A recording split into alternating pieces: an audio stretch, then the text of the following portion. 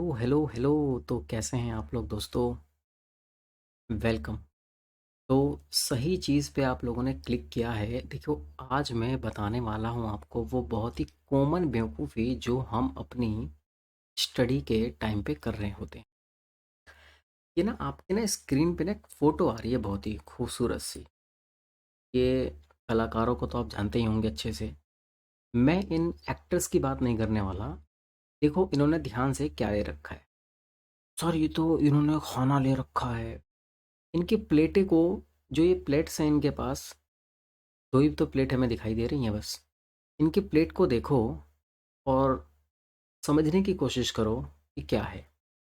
Sir खाना ही तो है यार इसके अंदर। लेकिन आप थोड़ा-सा ध्यान दो, जो इनकी प्लेट हैं, ये कैसे फुल हैं। एक बात बताओ, खाना अगर हमें खाना है तो क्या एकदम से प्लेट पे सारी चीज़ें हमें भर लेनी चाहिए? क्या ये तरीका सही है? देखो फ़िल्मों में तो ये सब चीज़ें यार हँसी-मज़ाक के लिए दिखाया गया था, है या नहीं है? लेकिन मैं आपको क्या बोल रहा हूँ कि खाना प्लेट में इकट्ठे भर लेना, ये भी भर ले, ये भी भर ले, वो भी भर ले, रसगुल्ले भी भर ले, फलाने भी भर ले, छोले भी भर ले, ओ भैया पनीर की सब्जी भी भर ले। सब कुछ भर लिया और पता चल रहा है कि आधा भी नहीं खाया गया और आधा क्या हो गया दोस्तों, वेस्ट हो गया। या तो ये होगा, या दूसरी चीज़ क्या होगी, या तो आपने खा तो लिया खींच के, अच्छे से खा लिया खींच के, लेकिन फिर अगले दिन तो वही पता चलेगा क्या हुआ। समझ रहे हो ना? तो मैं आपको क्या समझाने की कोशिश कर रहा हूँ। अगर आप हमें खाना खिलाने की समझाने की कोशिश करोगे खाना कैसे खाना चाहिए। हम आपको ये बताने की कोशिश कर रहा हूँ, जान रहे हैं बाबू, हम आपको ये बताने की कोशिश कर रहा हूँ कि पढ़ाई कैसे करना चाहिए। इस खाने का एग्जाम्पल लेके, अगर आपको खाना खाना है तो प्लेट उठाओ और सबसे पहले थोड़ी सी क्वांटिटी लो, जो क्वांटिटी आप फील कर पाते हो कि हाँ भाई इतनी हम क्वांटिटी खा सकते हैं। अगर आपको लगे खा ख़त्म कंप्लीट करने के बाद नहीं थोड़ा सा और मुझे खाना चाहिए तो दोबारा ले लो, कोई दिक्कत नहीं है। आप उतना ही खाना खा पाओगे जितना आपका वो शरीर वो पचा सकता है, और वो आपके फ़ायदे की भी बात रहेगी। वो खाना जो है ना दोस्तों, फूड जो है ना वो वेस्ट भी नहीं होगा। आप समझ रहे मेरी बात? बिल्कुल एग्जैक्ट यही चीज़ हमें समझनी है अपनी पढ़ाई के दौरान। हम करते क्या है, यार देखो हम कोई भी लेक्चर लेते हैं, मैं यार देखो किसी भी लेक्चर की बात बता रहा हूँ, चाहे आप अकाउंट्स पढ़ रहे हैं, लॉ पढ़ रहे हैं, टैक्स, ऑडिट, मतलब कुछ भी ले लो यार, कोई भी सब्जेक्ट उठा लो। हमारी पता है गलती क्या होती है, हम पूरा ना प्लेट भर लेते हैं। भाई ये स्टडी मटेरियल, क्या नाम है, ये फलाने टीचर के नोट्स, इसके टेलीग्राम से नोट्स, वो वाले असाइनमेंट्स, अरे भाई ये वाला चार्ट, ये वाले नोट्स, ये वाले इंपॉर्टेंट क्वेश्चन, ये इंपॉर्टेंट क्वेश्चन की लिस्ट, ये वो ऐसे पूरा प्लेट ही भर लेते हैं। इतने सारे स्टडी मटेरियल हम लोग इकट्ठा कर लेते हैं कि हम उसको करते करते करते करते, एक तो पहली बात तो इतनी सारी स्टडी मटेरियल हम लोग इकट्ठा कर तो लेते हैं, और सबसे पहली चीज़ क्या दिक्कत होती है दोस्तों, वो हम कंप्लीट नहीं कर पाते हैं। उतनी सारी चीज़ों को हम बिल्कुल इफ़ेक्टिवनेस के साथ उसकी स्टडी नहीं हो पाती। जो हमें एक आउटपुट निकालना चाहिए हम लोगों को, एक स्टैंडर्ड जो हमारा आउटपुट निकल जाना चाहिए, वो हमारा आउटपुट नहीं होता।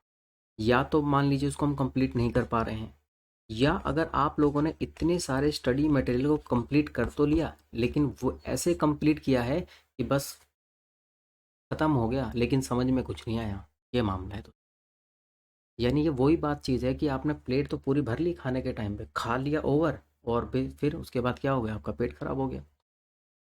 या आपने खाना भर तो लिया और आपने खाया नहीं ढंग से।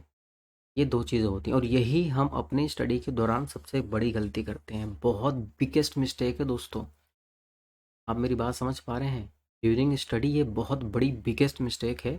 बेशक आपको लगता हो कि यार ये छोटी मोटी बात है, लेकिन दोस्तों ये छोटी मोटी बात नहीं है। प्रैक्टिकली यार किसी बात को समझिएगा मेरी बात को। अगर मैं कोई बात बोल रहा हूँ ना तो यार उसको लॉजिकली सोचो समझो, एकदम से बिलीव भी मत करो। यार आप लोग एक मैच्योरिटी पीरियड क्लियर कर चुके हो, एक आपने ऐसे कोर्स को चुना है यार जिस कोर्स में आप एक इन फ्यूचर में चार्टर्ड अकाउंटेंट बनने वाले हो। चार्टर्ड अकाउंटेंट यार, उसका कम्युनिकेशन कितना अच्छा होता है, बिहेव आपको पता ही है, वेल बिहेव होता है, दिमाग लगाने वाली चीज़ें होती हैं यार, ऑडिट करने का बंदे का काम होता है।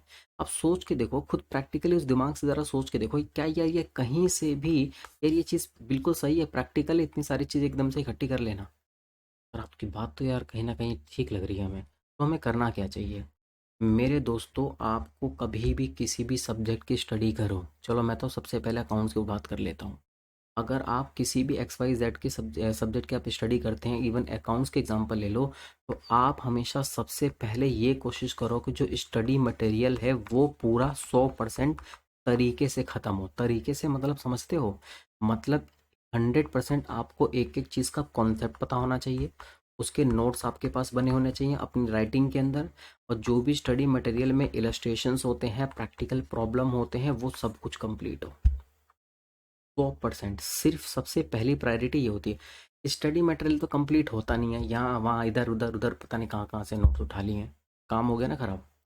उसके बाद दोस्तों, आप लोगों को पास्ट ईयर के जो क्वेश्चंस हैं, प्रीवियस ईयर के क्वेश्चंस हो गए, एमटीपी हैं या फिर आरटीपी है, वो उठाओ दोस्तों। लेकिन मेन मेन हमेशा प्रायोरिटी ध्यान रखना दोस्तों, स्टडी मटेरियल की होती है। आप इस बात को कभी नहीं, कोई टीचर नकार सकता।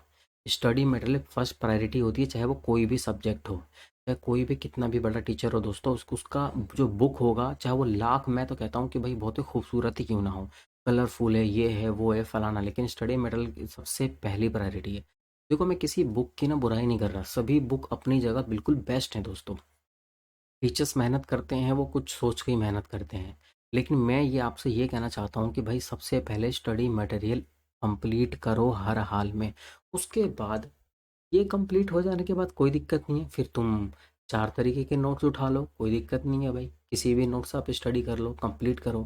कहने का मतलब है, आप सबसे पहले इस चीज़ को अच्छी तरीके से पचाओ उनसे। इस लालच में मत पड़ो कि मेरे पास ये भी आ जाए, ये भी आ जाए, वो भी आ जाए, भंडार भर लिया बस इतना, है कि नहीं है? और बस, आप समझ रहे हो मैं क्या कहने की कोशिश। और वो रिजल्ट के दिन क्या होता है, आपको एक बात बताओ, एग्ज़ाम के दिन में आपको पता है कि सिर्फ 1.5 डेज़ का गैप होता है, ये बात बहुत अच्छी तरीके से जानते हो। क्या इतने सारे जो मटेरियल होता है, क्या आप उसको 1.5 डेज़ के अंदर क्या आप रिवाइज कर पाएंगे? आप एक बार दिल से ज़रा खुद से सोच के देखो। सोचो दोस्तों, दिल से आप सोचो इस बात को, दिमाग लगाओ अपना, क्या आप 1.5 डेज़ में इतनी सारी चीज़ों का आप क्या रिकॉल कर पाएंगे? क्या इतनी सारी चीज़ आपको याद हो पाएंगी? नहीं ना। तो यही तो काम हमारा ख़राब हो जाता है कि हमने स्टडी मटेरियल को ढंग से किया नहीं होता है, 10-10 तरीके की चीज़ें ले रखी होती हैं, 10-10 आइटम के तरीके के वीडियो देख रहे होते हैं, और एग्ज़ाम के टाइम पे हमारा सब कुछ फुल एकदम बिल्कुल ही। और फिर बस होता क्या है, 1.5 दिन के अंदर ऊपर ऊपर से हल्का हल्का सा पढ़ पढ़ के चले जाते हैं, और पता चलता है कि एग्ज़ाम में हमारा ठीक से पेपर हुआ नहीं। बाकी देखो, आगे आप खुद समझदार हो, मैं आप इससे ज़्यादा टाइम नहीं लूँगा। तो इस चीज़ के ऊपर मुझे डिस्कस करना एक तरीके से दोस्तों, मैंने आप लोगों को सुझाव दिया है, बाकी आप लोगों को जैसे सही लगे आप ऐसे। मेरे अकॉर्डिंग तो दोस्तों यही है कि भाई आपको सबसे पहले कम ही मटेरियल पे को यूज़ करना चाहिए, उसको अच्छी तरीके से उसके ऊपर हाथ साफ करो, ढंग से उसकी कॉन्सेप्चुअल अंडरस्टैंडिंग लो, क्वेश्चन सॉल्व करो, वो हो जाए तो ही किसी और चीज़ को आगे बढ़ो। बुक्स इकट्ठे करने का कोई फ़ायदा नहीं है, वरना आप जानते ही हैं रिजल्ट कैसा। ओके, ऑल द बेस्ट बच्चों।